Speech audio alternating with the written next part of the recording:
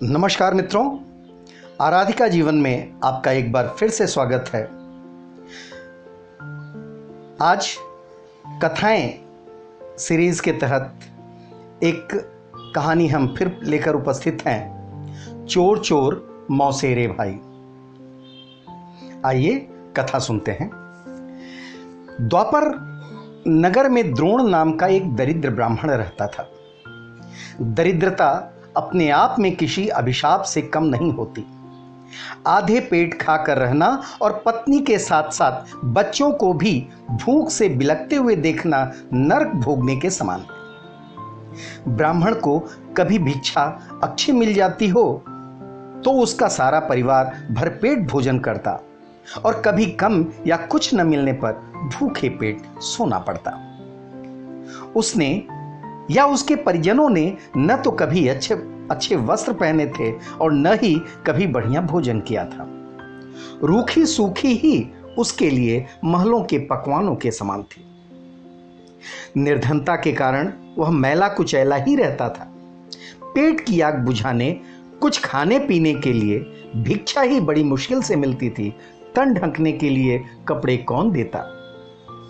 उसके सिर और दाढ़ी के बाल ही नहीं बल्कि हाथ पांव के नाखून भी बढ़े रहते थे। ब्राह्मण की इस दशा पर तरस खाकर उसके एक यजमान ने उसे 2 हृष्ट-पुष्ट बछड़े दान में दे दिए। ब्राह्मण उन बछड़ों को पाकर फूला नहीं समाया। जब वह उन बछड़ों को लेकर घर आया तो उसके परिजन बहुत प्रसन्न हुए और उस दानवीर को दिल से दुआएं देने लगे, जिसने 2 हट्टे कट्टे बछड़े दिए थे। ब्राह्मण ने स्वयं भूखा रहकर उन बछड़ों को खूब खिलाया पिलाया और दोनों की ऐसी सेवा की कि वे सुंदर तथा जवान बैल से दिखने लगे। दरिद्र ब्राह्मण के घर 2 हट्टे कट्टे बैल देखकर सबको उससे ईर्ष्या होने लगी। उसके आसपास के लोग उसका मजाक उड़ाते हुए कहते, स्वयं तो भिक्षा मांगकर गुजारा कर रहा है और इन हट्टे कट्टे बैलों को कहां से खिलाएगा। कोई कहता, इन बैलों को बेच दो पंडित जी, कुछ पैसे आ जाएंगे तो आराम से दिन गुजारोगे। जितने मुंह उतनी बातें। सो यह बात एक चोर के कानों में भी पड़ी। उस चोर ने ब्राह्मण के उन दोनों बैलों को चुराने का निश्चय कर लिया और एकांत में बैठकर अपने द्वारा दिए गए निश्चय को कार्य रूप देने की योजना बनाने लगा। अच्छी तरह विचार करने के बाद वह चोर अपने घर गया और वहां से एक मोटा सा रस्सा और डंडा आदि लेकर चल दिया। वह मन ही मन हवाई किले बनाता हुआ चला जा रहा था। वह सोच रहा था, बैल काफी हट्टे कट्टे और जवान हैं, इनको बेचने पर काफी धन मिलेगा और मैं धनवान हो जाऊंगा। अच्छे अच्छे वस्त्र धारण करूंगा और नाना प्रकार के स्वादिष्ट व्यंजन खाऊंगा। इस नगर में सब मुझे घृणा भरी नजरों से देखते हैं। जब मैं धनवान हो जाऊंगा तो लोग मेरा आदर करने लगेंगे। ब्राह्मण तो पागल है, वह दरिद्रता में पैदा हुआ है और दरिद्रता में ही मर जाना चाहता है। अगर वह बुद्धिमान होता तो इन बैलों को बेचकर अपनी दरिद्रता दूर न कर लेता। इसी तरह सोचते सोचते चोर एक सुनसान जगह पर आग पहुंचा। वहां उसे एक अत्यंत भयंकर आकृति वाला प्राणी मिला।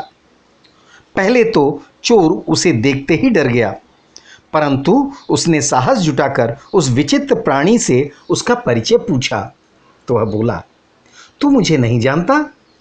मैं ब्रह्म राक्षस हूं और कई दिन से भूखा हूं। भूखे हो? चोर उस भयानक आकृति वाले प्राणी से अत्यधिक भयभीत हो गया। कहां से आ रहे हो? किसे खाकर अपनी भूख मिटाना चाहते हो? अंतिम शब्द बोलते बोलते चोर ने अपने हाथ में पकड़े डंडे पर अपनी पकड़ मजबूत कर ली, यह सोचकर कि अगर यह भयंकर आकृति वाले ने उस पर हमला किया तो वह उस पर प्रहार कर सके।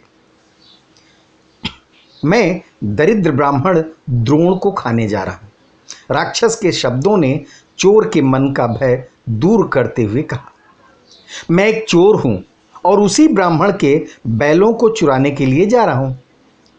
चोर चोर मौसेरे भाई, इस कहावत को चरितार्थ करते हुए दोनों दुष्ट मित्र भाव से एक साथ चल पड़े। दोनों मन ही मन सोच रहे थे, चलो एक दूसरे का साथ तो मिला। यह बात भी अच्छी है कि हम दोनों के इरादे नेक न होते हुए भी अलग अलग हैं। दोनों अपने अपने विचारों में डूबे ब्राह्मण के घर तक आ पहुंचे। वे दबे पांव ब्राह्मण के घर में जा घुसे और उसके सोने की प्रतीक्षा करने लगे। ब्राह्मण के सो जाने के बाद ब्रह्म राक्षस उसे खाने के लिए लपका तो चोर ने उसे रोकते हुए कहा, पहले मुझे बैल ले जाने दो, उसके बाद तुम इस ब्राह्मण को खाना। अगर तुम्हारे खाने से पहले ब्राह्मण जग गया तो मेरा चोरी का अभियान असफल हो जाएगा और मुझे खाली हाथ लौटना पड़ेगा। मगर बैलों को जब तुम चुराने लगोगे तो हो सकता है वे चिल्लाने लगें और ब्राह्मण जाग जाए। ऐसी अवस्था में मुझे भूखा रहना पड़ेगा। ब्रह्म राक्षस ने चोर का विरोध करते हुए कहा। इस प्रकार दोनों चोर और ब्रह्म राक्षस पहले मैं करते हुए आपस में उलझ गए और उन दोनों की आवाज सुनकर ब्राह्मण जाग गया। ब्राह्मण के जागते ही सबसे पहले चोर ने कहा, ब्राह्मण देवता, यह राक्षस तुम्हें खाने आया है, इसलिए मैं डंडा लेकर इसे भगाने आया हूं। यह झूठ बोलता है, यह चोर है और तुम्हारे बछड़े चुराने आया है, ब्रह्म राक्षस ने कहा।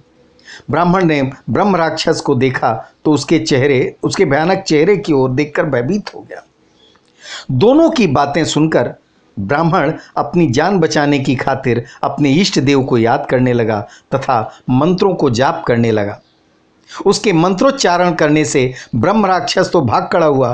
राक्षस के भागते ही ब्राह्मण ने पास ही रखी लाठी उठाई और चोर की पिटाई करने लगा। चोर अपना रस्सा और डंडा लेकर अपनी जान बचाकर भाग गया। यह तो रही कहानी। अब इस कहानी से क्या सीख मिली कि कभी कभी शत्रु भी हितकारी सिद्ध होते हैं। चोर और राक्षस ने स्वयं एक दूसरे का उद्देश्य बताकर ब्राह्मण को सावधान कर दिया।